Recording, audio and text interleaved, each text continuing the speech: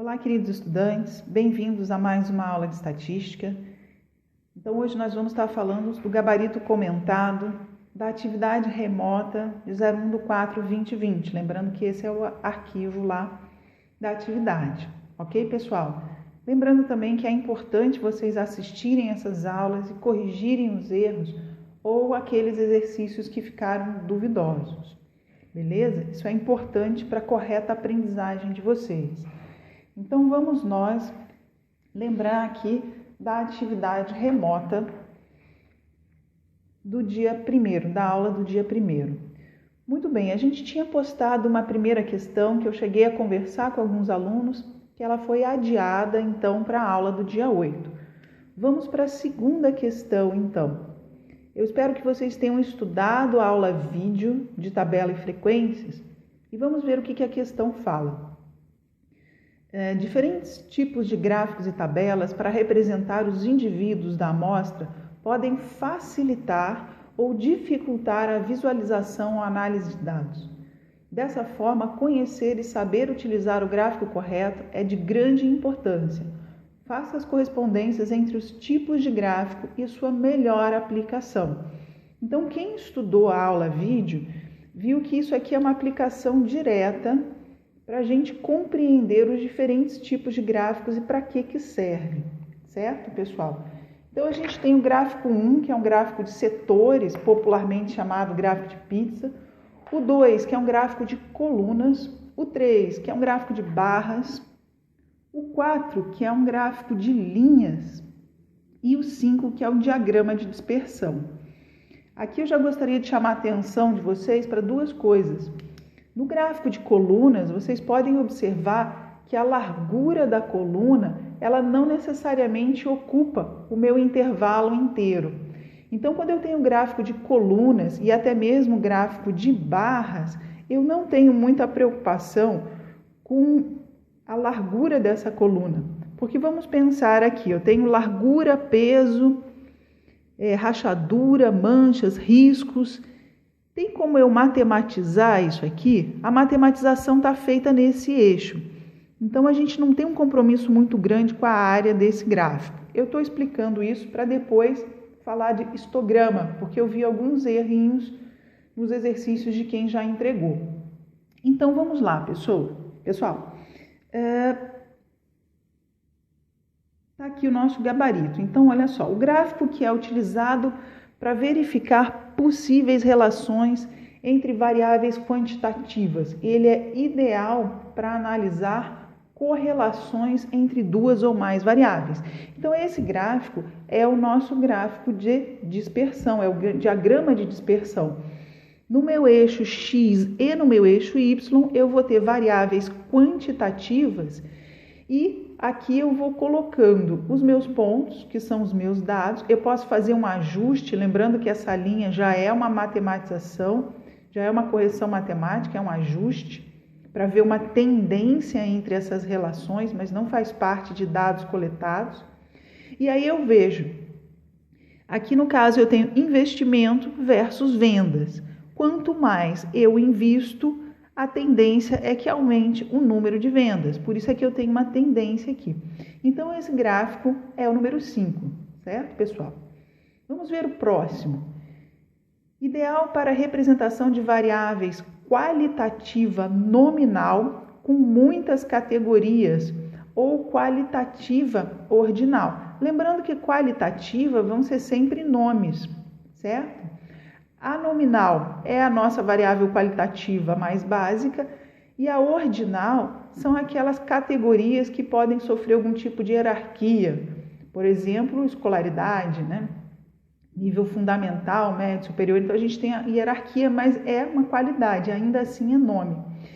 Então, um gráfico bom para eu representar isso é o número 3, que é o gráfico de barras. Lembrando lá da aula vídeo, por quê? Porque aí eu escrevo as variáveis qualitativas aqui, eu escrevo os nomes aqui. Fica muito ruim escrever nome aqui assim, no eixo X. Então, ele é um bom gráfico para eu usar esse tipo de variável. O próximo, utilizado principalmente para verificação de percentuais na amostra ou população de estudo. Um bom gráfico para eu mostrar percentual é o famoso gráfico de pizza, que na verdade o nome correto dele é gráfico de setor. Se ele estiver bem feito, seguindo todas aquelas orientações, que não é para fazer várias fatiazinhas pequenas, nem usar 50% ou 50%, uma coisa que assim, dividida ao meio, você acaba tendo uma boa visualização de percentuais. Ok? O próximo, ideal para representar variáveis quantitativas discretas, sendo que o eixo vertical representa a frequência de incidência da variável discreta em questão, que está representada no eixo horizontal. Esse gráfico é um gráfico 2, pessoal. Então, olha só, o gráfico de colunas, ele é bom para eu fazer isso, representar variáveis que são quantitativas e elas são discretas. Por quê? Porque se eu tiver um número aqui decimal, fica muito impreciso eu representar ele por uma coluna, um número decimal, certo? Então, não tenho grandes precisões, tenho variáveis discretas aqui, são quantitativas, são números, e aí eu faço a contagem daquela ocorrência no meu eixo Y. Ok, pessoal? E por fim, então, o gráfico utilizado usualmente para verificar o comportamento de uma determinada variável ao longo do tempo. Isso aqui é importante. O eixo X representa os anos, meses, semestres, entre outros. Quem viu a aula lá também percebeu que o melhor gráfico para a gente representar esse tipo de variável é um gráfico de linhas. Apesar de que tem muita gente que acaba representando isso num gráfico de colunas, porque acha que fica mais bonitinho, o gráfico de linhas ele é ideal, porque ele é um gráfico clean. A gente consegue observar ao longo dos anos aqui, o comportamento. No caso, isso aqui é a população em milhões nos Estados Unidos. A gente consegue observar o crescimento e qualquer flutuação. E ele é um gráfico que fica limpo, fica clean, é fácil de ver. E como eu mostrei na aula vídeo lá para vocês, se eu tiver diferentes populações, se eu quisesse colocar mais um país aqui, eu consigo também facilmente comparar dados, certo?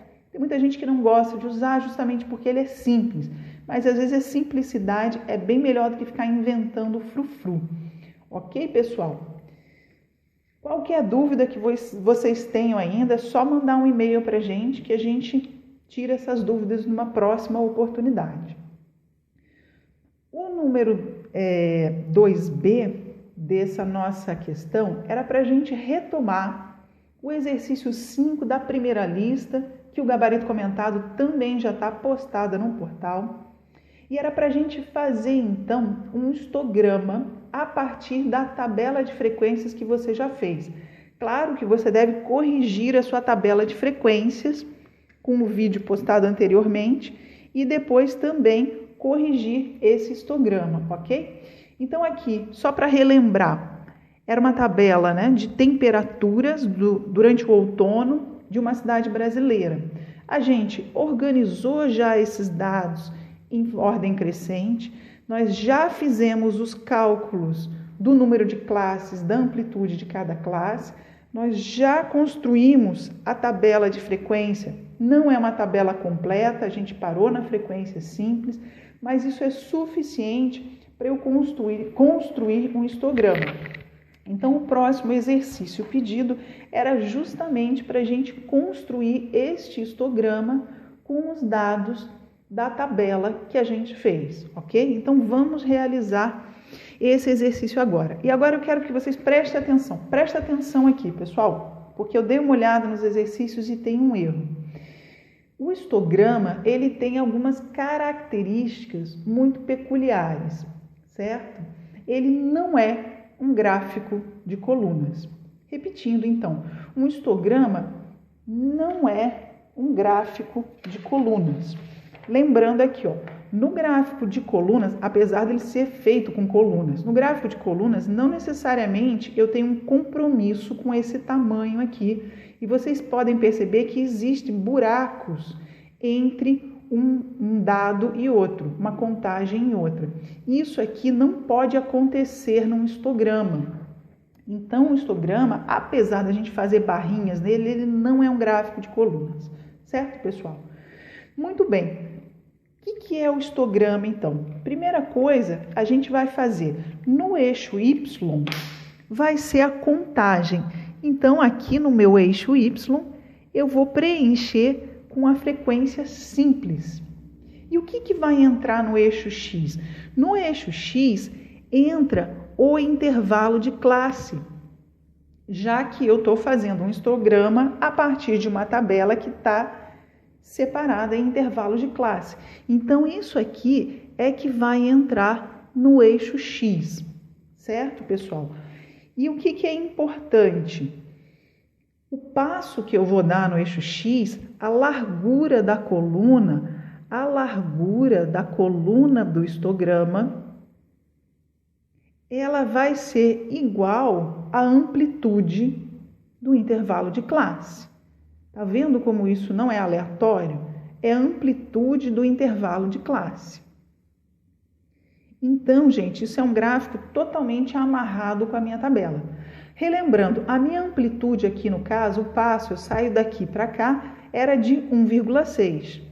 Certo, pessoal? 1,6. Então, assim, não tem mistério. É só eu seguir isso aqui. É só a gente prestar atenção com essa questão. Que o passo que eu vou fazer no meu eixo X tem que ser do tamanho do intervalo de classe. Ok? Então, como é que eu vou construir este histograma? Vamos lá, eu vou fazer um esboço aqui. Me desculpem se não ficar tão bem feito assim, mas a ideia é vocês realmente entenderem. Então, eu tenho no meu eixo Y, que vão ser as minhas frequências, as minhas contagens. Eu tenho o eixo X, com 7 classes aqui, certo? Então, eu vou marcar aqui 7 intervalos iguais. 1, 2, 3, 4, 5, 6, 7. Então, eu tenho intervalos iguais. Então, no meu eixo X, o que é? Qual é a variável? O meu eixo X vai ser quem? Temperatura, certo, pessoal? Então, aqui eu vou ter temperatura em graus Celsius. Começa por aí. E quem que eu vou colocar no eixo X? Onde é que começa? Eu vou começar pelo menor intervalo de classe. Aí eu tenho duas opções. Ou eu posso começar diretamente aqui, ou eu posso começar no meu na minha primeira marcação. Isso aqui tudo bem. Eu vou começar na primeira marcação para não ficar tão grudado aqui, mas é mais fácil a gente ir fazendo assim. Então, olha só. Primeiro dado, 19,6 até 21,2. Então, aqui é o meu 19,6 e o intervalo de classe vai até 21,2. O próximo é quem? 28, é 28, ou melhor, é 22,8. Então, isso vai ser 22,8. O próximo intervalo, 24,4. Então, eu tenho aqui, ó, 24,4. Sugestão, façam um espaçamento até um pouquinho maior do que eu fiz aqui, porque os meus números já estão ficando muito encavalados. 26, como eu disse, peço desculpa para vocês, isso aqui foi um esboço. 26 é o próximo intervalo. 27,6, 27,6, vou de passo de 1,5 em 1,5, 29,2, 29,2 e aqui 30,8. É o final da minha distribuição. Então, eu tenho intervalos aqui, ó, que correspondem exatamente ao intervalo de classe. Pessoal, tem que ser tudo unido. A minha distribuição, ela é contínua entre um intervalo e outro. É aberto aqui e fechado aqui. Então, ela é uma distribuição que ela vai direto do início do primeiro dado até o último limite. Ela vai contínua. Por isso, eu não posso deixar vão entre uma coluna e outra, porque se eu deixar um vão, eu estou perdendo dado.